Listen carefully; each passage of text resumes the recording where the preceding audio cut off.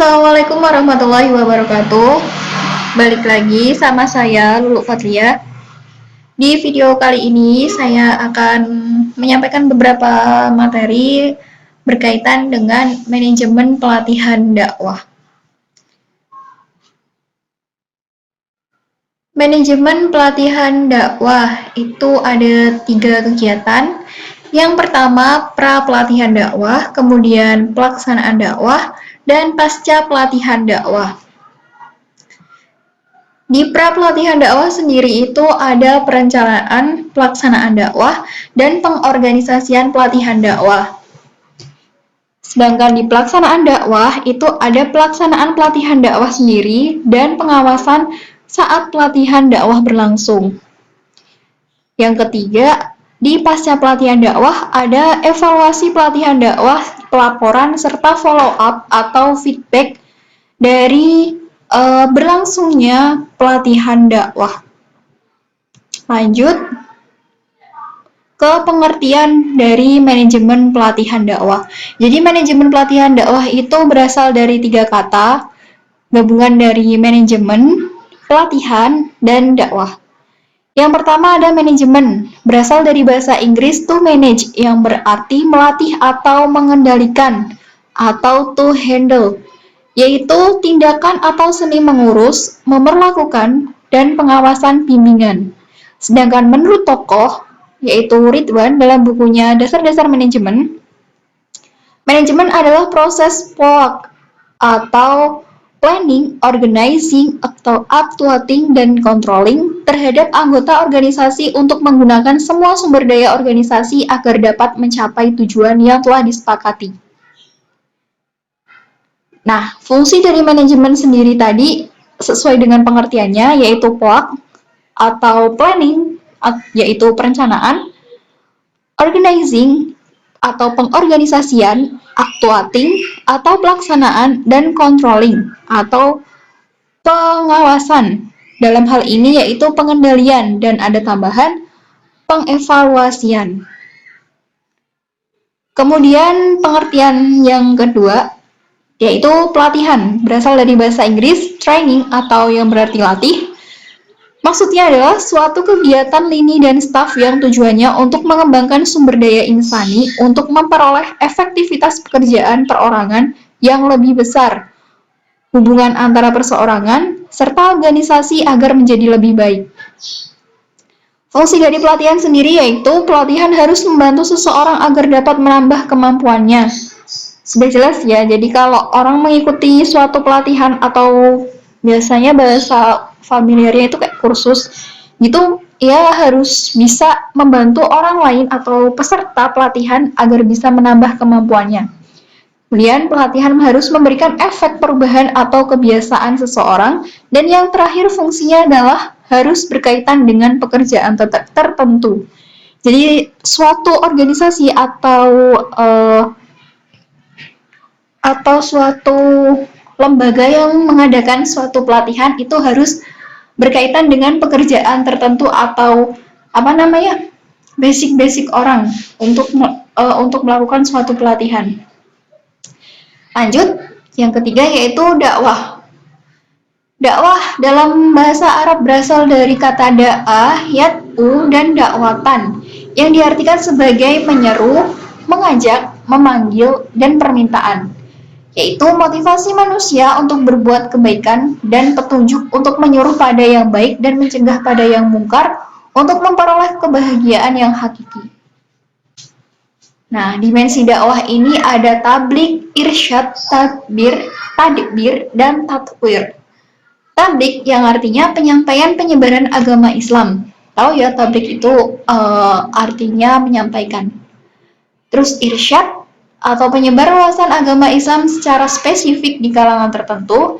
Tadbir, sosialisasi ajaran Islam dengan mengoptimalkan fungsi lembaga formal dan non-formal. Ini kalau tadbir berkaitan sama sekolah formal non-formal kayak kalau jenjang SD ada MI, sekolah dasar itu ada MI, terus madrasah sanawiyah, kemudian madrasah aliyah, dan kalau yang non formal bentuknya itu pondok pesantren atau seperti madrasah-madrasah yang biasanya itu. Kemudian yang terakhir ada tatwir atau sosialisasi ajaran Islam kepada mat'u atau penerima dakwah, sasaran dakwah untuk mempertinggi derajat kesalehan individu dan kelompok.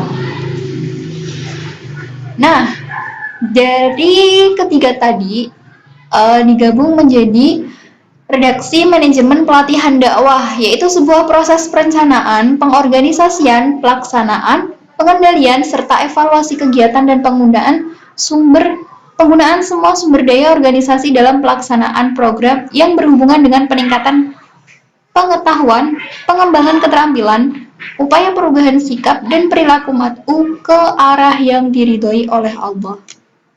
Jadi ini ya pengertian dari manajemen pelatihan dakwah. Kemudian tujuan dari manajemen pelatihan dakwah. Ada terkelolanya upaya untuk meningkatkan keterampilan, terkelolanya upaya untuk meningkatkan kepengetahuan, dan terkelolanya upaya untuk meningkatkan sikap. Yang terakhir yaitu ruang lingkup manajemen dakwah.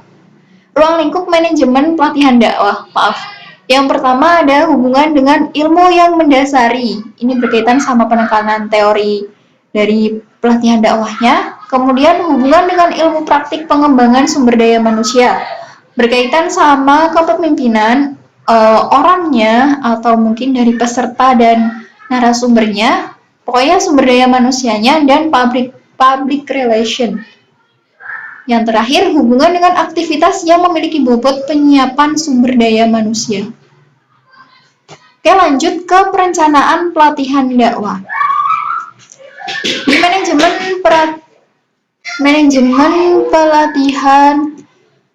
perencanaan pelatihan dakwah ini ada aktivitas manajerial. Tadi ya, ada planning, organizing, actuating, dan controlling atau pengawasan. Di planning ini berisi tentang rencana apa aja yang bakal dilakuin pada saat pelatihan dakwah, rencana-rencana apa aja yang berkaitan sama pelatihan dakwah, dan di organizing ini nanti berkaitan sama pengorganisasian saat pelaksanaan pelatihan dakwah, dan actuating atau menjalankan ini berkaitan sama eksekusi dari pelatihan dakwah, yaitu bisa kayak terjun langsung, praktik gitu ya. Dan yang terakhir, controlling atau pengawasan ini berkaitan sama kayak evaluasi atau follow up feedback dari setelah dilaksanakannya pelatihan dakwah. Lanjut ke perencanaan pelatihan dakwah. Nah, di perencanaan pelatihan dakwah ini ada studi penjajakan kebutuhan pelatihan dakwah atau SPKPD, merumuskan tujuan, memilih pelatih, menyeleksi peserta pelatihan dakwah, dan menentukan waktu pelatihan dakwah, dan yang terakhir menentukan tempat pelatihan dakwah. SPKPD atau studi penjajakan kebutuhan pelatihan dakwah, yaitu pengumpulan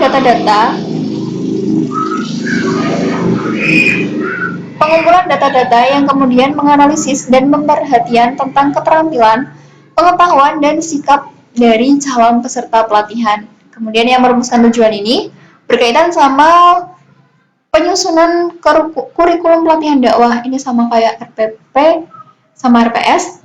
Penyusunan silabus pelatihan dakwah yang berisi tentang materi-materi yang akan disampaikan dan dicapai setelah mengikuti pelatihan.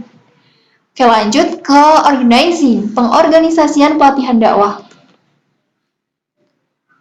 Pengorganisasian adalah seluruh proses pengelompokan orang-orang, alat-alat, tugas-tugas, tanggung jawab, dan wewenang sehingga tercipta suatu organisasi yang dapat digerakkan sebagai suatu kesatuan dalam rangka mencapai tujuan yang telah disepakati. Lanjut, organisasi ada struktur organisasi dan aspek perilaku. Untuk struktur organisasi ini, mungkin udah banyak yang tahu ya, banyak struktur organisasi itu terdiri dari kayak ada ketua, ada wakil ketua, ada sekretaris, bendahara, dan jajaran-jajaran di bawahnya. Kalau untuk aspek perilaku ini berkaitan sama saat pelaksanaan pelatihan dakwah. Oke, lanjut. Mengorganisasi kebutuhan pelatihan dakwah. Merumuskan kerangka acuan, menggandakan bahan latihan, merancang survei kebutuhan latihan, merancang program lanjutan, menyusun panduan pelatihan, dan yang ada lagi mengurus izin pelaksanaan pelatihan, merancang program pelanjutan, menyusun panduan pelatihan, serta mengurus izin saat pelaksanaan pelatihan. Lanjut, membentuk kepanitiaan pelatihan dakwah. Oke, sebelum kita. Nah, untuk ini membentuk kepanitiaan pelatihan dakwah, ini sama halnya dengan pembentukan kepanitiaan pada kegiatan-kegiatan yang lain. Misalnya kita panitia itu ada ketua, kayak susunan organisasi tadi, struktur organisasi. Dibentuk kepanitiaan pelatihan dakwah itu ada ketua tetap, ada wakil, sekretaris, bendahara, dan beberapa staf divisi di bawahnya. Itu bisa kondisional, menyesuaikan dengan apa aja yang dibutuhin. Nah, ini yang penting dari organisasi. Kepemimpinan sebagai kunci pengorganisasian. Jadi kunci dari organisasi, kunci dari suatu pengorganisasian itu terletak pada kepemimpinannya, bentuk kepemimpinannya. Kalau pemimpinnya sendiri atau bentuk kepemimpinan dari pemimpinnya sendiri itu kok kurang baik, ya bisa dilihat nanti saat eksekusi pelatihannya seperti apa kalau atasnya sendiri udah nggak baik. Nah, yang terakhir ada aktualisasi pelatihan dakwah. Aktualisasi pelatihan dakwah. Aktualisasi merupakan rangkaian puncak dalam proses merealisasikan suatu kegiatan. Nah, bisa dibilang juga dengan puncak acara, eksekusi, realisasi dari proses pelatihan dakwah, yang mana dalam hal ini yaitu tentang aktualisasi atau pelaksanaan pelatihan dakwah. Nah, dari aktualisasi pelaksanaan dakwah ini ada pembukaan, sama kayak pembukaan pada umumnya, meliputi rangkaian kegiatan pembukaan, yaitu ada sambutan-sambutan. Ini kondisional juga ya, pembukaan mau diisi apa aja, terserah dari dai. Kemudian dalam proses belajar dalam pelatihan, diawali oleh penjelasan program pelatihan dakwah untuk meminimalisir disorientasi pada proses pelatihan. Nah, hal ini mirip dengan RPS atau rencana pembelajaran semester, silabus, dan pengertian-pengertian umum yang bakal dipelajari di pelatihan dakwah. Kemudian ada dilanjut dengan materi yang berjenjang, maksudnya itu bertahap, yang awalnya dijelaskan dengan pandangan-pandangan umum, dan yang terakhir lanjut ke materi khusus yang lebih spesifik. Nah, untuk penutup ini, di pelaksanaan pelatihan dakwah, biasanya berisi tentang motivasi agar para kader dai tetap bisa berdiri, bisa konsisten dan teguh dalam proses berdakwah. Oke, baik, itu aja yang bisa saya sampaikan. Kurang lebihnya mohon maaf. Terima kasih udah menonton, semoga ilmunya bermanfaat. Wassalamualaikum warahmatullahi wabarakatuh.